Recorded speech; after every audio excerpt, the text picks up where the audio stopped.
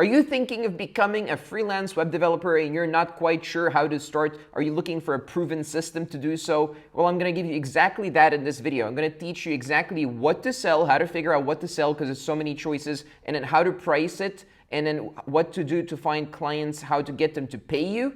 And I'm going to deal with the perceived low budgets that clients have and how to charge them good amounts of money for your work so you're actually making probably more money than someone who has a job as a web developer. So why am I qualified to talk about this? Why should you listen to me for advice such as this? Well, I've been freelancing myself since 2008, 2009, and I've helped over 700 people start their freelancing and agency businesses since 2014.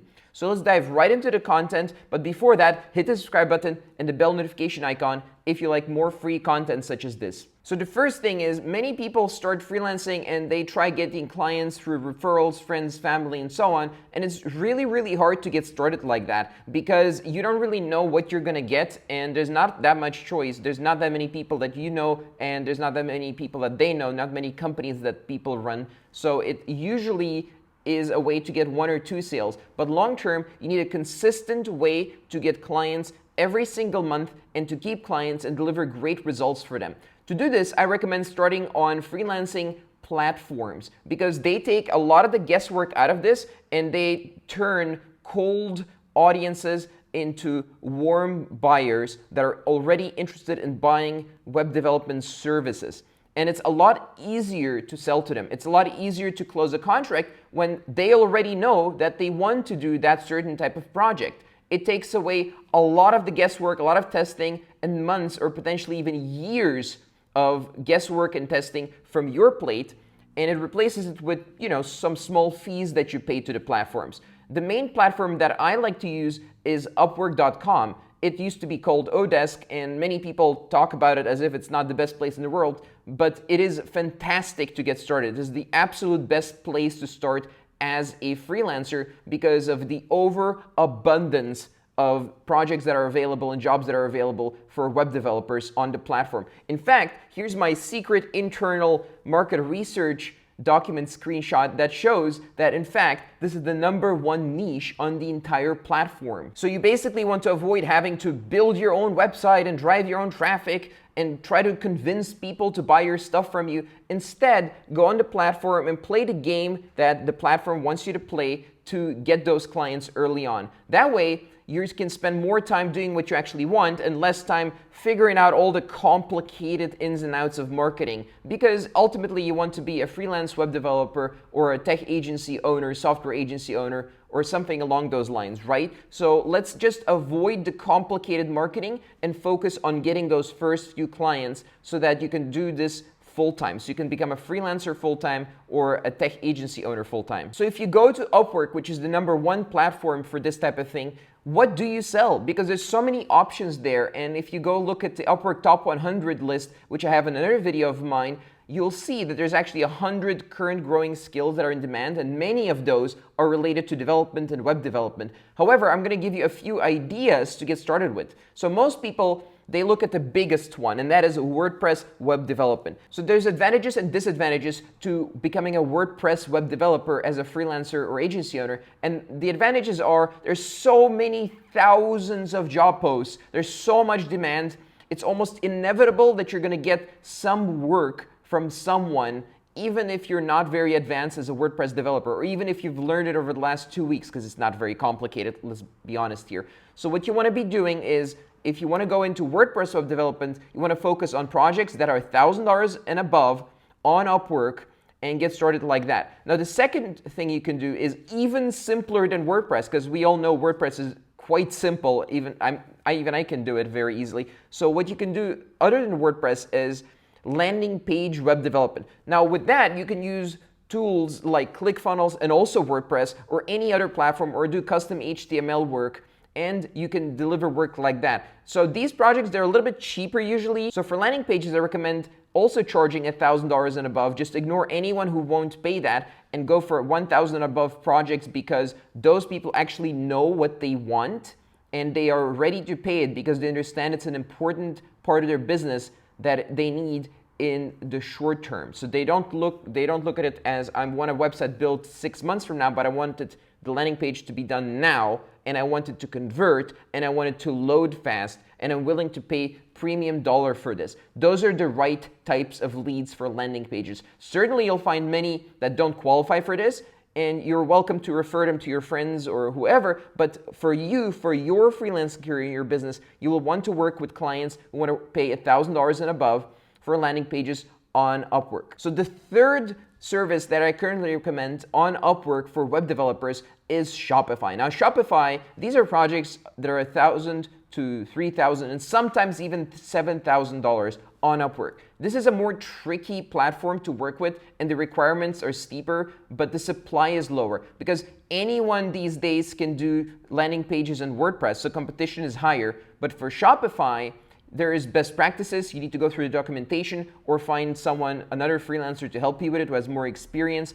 It is a little bit more complicated with that. And that's why the projects are so much more expensive. There's also more money on the line usually because e-com websites, they generate quite a bit of money usually. Before someone wants to do e-com, they will have usually a budget, or they already have a business, which definitely means they have a budget. So how do you get your first clients on Upwork as a freelance web developer or agency owner? So you need to create a profile that is like a landing page that gets people on a call with you. And I know it may be a little bit scary and I'm just kind of throwing you in the deep end here, but you will want to talk to someone on the phone. You need to check that they're normal, sane people and they have the ability to pay you a good amount of money for the project. You need to interview them. You're not like a freelancer that gets interviewed for a job. You're a business owner and you want to interview clients to make sure you actually want to work with them and it's the right choice for them and you can deliver a lot of value to them, which of course means that you can charge them a good amount of money because that's valuable. That's value that you provide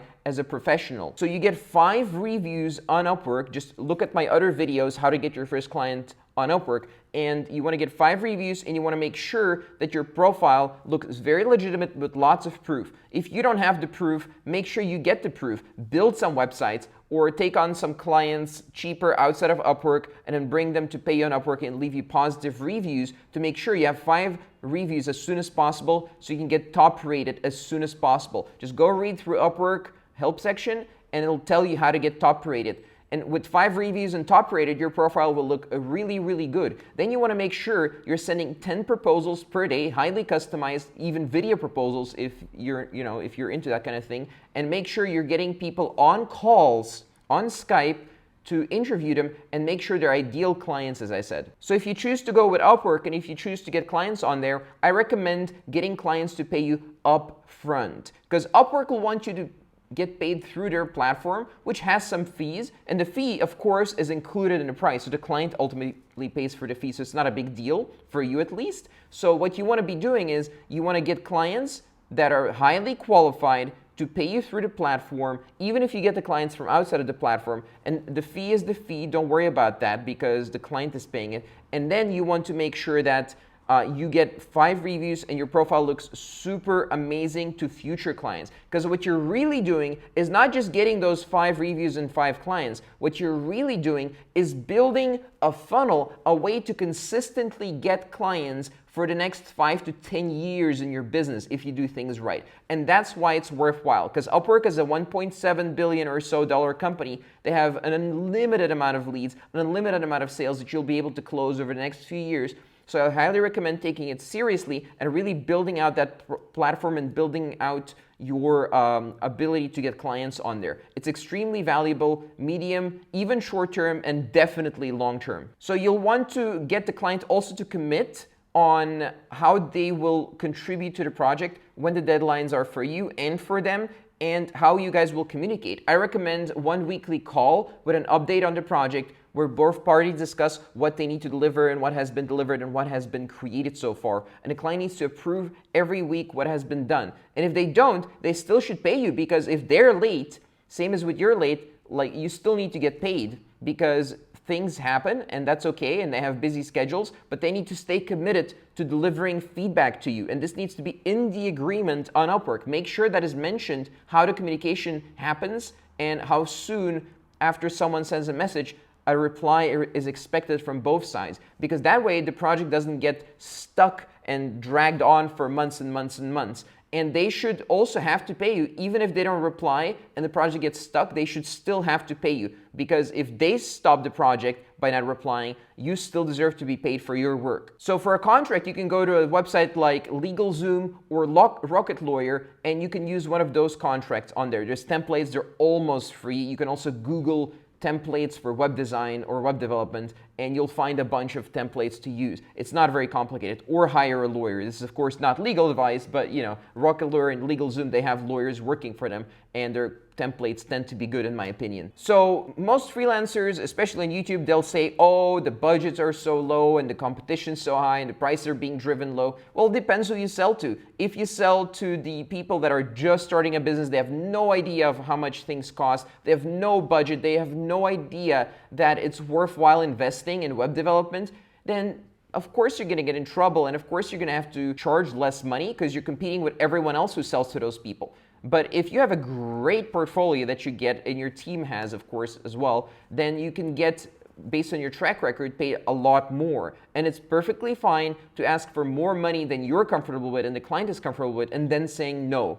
That is perfectly fine. It's better for them to say no than for you to work on a very, very small, cheap project and get in trouble with your account and get in trouble just wasting your time. So it's better to wait for the right client than to take on anyone and everyone who wants a little website done. So as you'll see, when you start to specialize and perfect your craft and focus on things that truly matter to people with budgets, to people that are entrepreneurs and want to spend real money on web development, you'll soon realize that these are great people to work with. As long as you manage the client properly and you have the right contract and charge enough money, these problems tend to go away. And you'll drift away from the crowd of people that is complaining about bad clients and bad this and bad that, and you'll actually be able to build a business, which is what my next video is about. So I want you to click right here, and the video will explain how to actually get started on Upwork. It's a more detailed video on the algorithm of how Upwork works and how to rank in their job search engine and how to make sure you get many clients that you're proud of. So check out the video right here, and don't forget to click subscribe and the little bell notification icon if you like this video. So thank you, and see you in this video right here.